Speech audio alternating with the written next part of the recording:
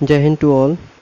बच्चों, प्रीवियसली हमने class 10th के लिए अभी आइज़ के पार्ट को डिस्कस किया था और आइज़ की वर्किंग को हम डिस्कस कर रहे थे सिंपल वे में। तो आज हम कुछ पॉइंट्स हैं आइज़ से रिलेटेड, उनको डिस्कस करेंगे। देखिए, पहला पॉइंट है हमारा यहाँ पर पावर ऑफ एकोमोडेशन। देखो, पावर ऑफ एकोमोडेशन प्रीवियसली भी हमने पढ़ा था, जिसमें कि आपने देखा होगा किस तरीके से पावर ऑफ एकोमोडेशन के बारे में हम लोगों ने बताया था। एक मिनट।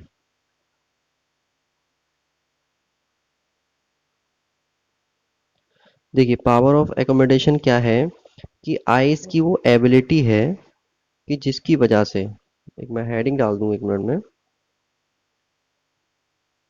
Power of accommodation. देखिए, आइस की वो एबिलिटी जिसकी वजह से आइस क्या करती है, अपनी फोकल लेंथ को एडजस्ट करती है ताकि वो दूर और करीब की जो चीज़ें हैं उनको प्रॉपर देख सकें। जो चीज़ें दूर हैं या फिर पास हैं, उनको देखने के लिए आइज अपनी फोकल लेंथ को मैनेज करती है। उसको हम कहते हैं पावर ऑफ एकोमोडेशन। ठीक है। अब देखो, पावर ऑफ एकोमोडेशन किसकी वजह से मैनेज होती है? Crystalline lens. इसमें जो लेंस लगे होते हैं वो होते हैं जो अपनी पावर को मैनेज करते हैं फोकल लेंथ की हेल्प से, फोकल लेंथ वेरी करा के। ठीक है।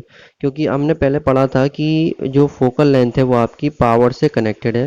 आपको याद होगा, पावर और फोकल लेंथ का फॉर्मूला आपने या पढ़ा है पहले भी, उसको आप देख सकते हो। ठीक है। अब देखो, ये जो फोकल लेंथ भी होती है हमारी आइज की, उसकी एक मिनिमम लिमिट होती है। उसकी एक खुद से मिनिमम लिमिट होती है। ऐसा नहीं है कि वो कितनी भी कम दूरी पर या फिर कितनी भी ज़्यादा दूरी पर देख सकती है, ऐसा नहीं है। तो इसकी खुद की एक लिमिट है, उस लिमिट को हम कह देते हैं बस मिनिमम लिमिट, जिस दूरी तक ये देख पाती है। चलिए देखते हैं नेक्स्ट टॉपिक, इसी के रिलेटेड आ रहे हैं। ये इसके खुद के कितने दूर और कितने पास हम देख सकते हैं। किसी भी आईज का, ह्यूमन आई जो होती है उसका जो नियर पॉइंट होता है, नियर, NEAR, नियर पॉइंट, ये जो नियर पॉइंट होता है या फिर इसे हम कहते हैं दूसरे वर्ड में लीस्ट डिस्टेंस। लीस्ट डिस्टेंस, इस ये जो लीस्ट डिस्टेंस होता है आपका, ये कितना होता है किसी भी आई का? वो होता है आपका 25 सेंटीमीटर। कोई भी एक स्वस्थ आदमी, कोई भी स्वस्थ इंसान 25 सेंटीमीटर की मिनिमम डिस्टेंस तक प्रॉपरली देख सकता है। इसी डिस्टेंस को हम कहते हैं लीस्ट डिस्टेंस या फिर मिनिमम डिस्टेंस। ये आपका एक नियर पॉइंट है किसी भी ह्यूमन आई का। इससे आप अगर कम डिस्टेंस पर किसी चीज़ को देखते हो तो आपकी आईज धीरे धीरे वीक होने लगेगी। ठीक है। चलिए देखते हैं next point, far point of I. Far point से आपको समझ में आ रहा होगा कि किसी भी आइस का वो मैक्सिमम डिस्टेंस जिससे कि वो उतनी दूरी पर देख सकता है। दूर से दूर कितना दूर ये देख सकता है। ठीक है। ये सन है, मान लीजिए सन आपका राइज हो रहा है, ये कितना दूर देख सकता है ये बंदा आइस से, अपनी आइस से। ठीक है। ये सिंपल बात कही जा रही है, कितनी दूरी तक देख सकता है। अब ये जो दूरी है वो ऐसे जैसे 25 डिसाइड था वैसे डिसाइड नहीं है, इसको हमने दूरी को कहा है पर्सन टू पर्सन वेरी करती है और इनफाइनाइट कहा जाता है इसको। हमें नहीं पता कितनी हो सकती है, इंसान कितनी दूर तक देख सकता है, इनफाइनाइटली है, इन्फिनिटी तक देख सकता है। ठीक है। चलिए, एक बहुत ही इंपॉर्टेंट पॉइंट है, एक मिनट ज़रा मैं उसके रिगार्डिंग एक इमेज निकालूँ आपके लिए ताकि आपको और अच्छे से समझ में आ जाए। देखिए, इमेज कहाँ है? ये इमेज है इसकी, यहाँ पर आप देख रहे होंगे। देखो, ये तो जो है आपकी एक नॉर्मल आई आपको शो हो रही होगी। देखो ये रहा है, इसमें कोई डिफेक्ट दिख रहा है आपको? नहीं दिख रहा होगा, नॉर्मल आई की तरह। अब यहाँ देखो इस आई में क्या डिफेक्ट है, ये एक आपको पॉइंट क्लियर कर रहा हूँ मैं, उसको थोड़ा सा समझने की कोशिश करिएगा। इसे कहते हैं हम कैटारैक्ट। क्या कहते हैं? कैटारैक्ट। CATARACT, कैटारैक्ट। ये जो डिफेक्ट होता है, इस डिफेक्ट में क्या होता है कि जब लोगों की एज बढ़ जाती है तो जो लेंस होते हैं हमारे, वो मिल्की और क्लाउडी से हो जाते हैं। कैसे हो जाते हैं? मिल्की और क्लाउडी से हो जाते हैं, जिसकी वजह से लेंस ऐसे दिखते हैं। देखो सेंटर में आप ब्लैक के सेंटर में देखना, इसका लेंस बिल्कुल क्लियर दिख रहा है, और जबकि इसका लेंस देखोगे तो यहाँ पर मिल्की और क्लाउडी सा हो गया। इस कंडीशन को हम कहते हैं कैटरैक्ट, और कैटरैक्ट को सॉल्व करने के लिए एक सर्जरी होती है जिसे हम कहते हैं कैटरैक्ट सर्जरी।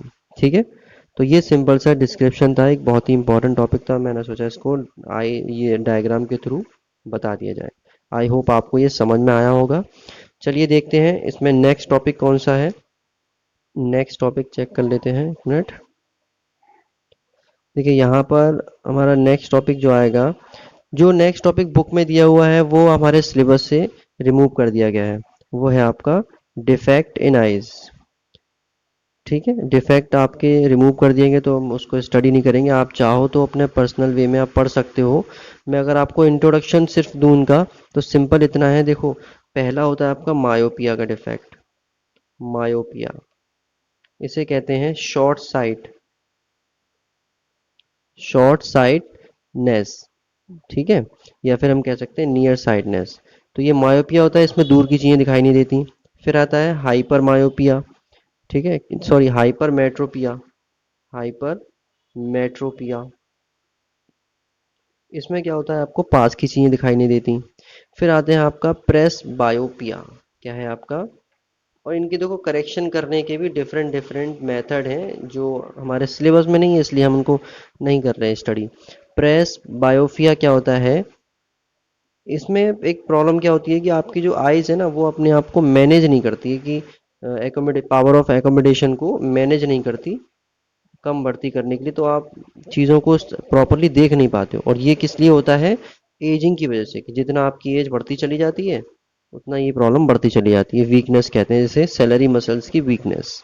ठीक है, और क्रिस्टलाइन लेंस और सेलरी मसल्स की वीकनेस की वजह से प्रेस बायोपिया किसी भी इंसान को होता है। ठीक है, लेंस का यूज का बारे में यहाँ पर हटा दिया गया है।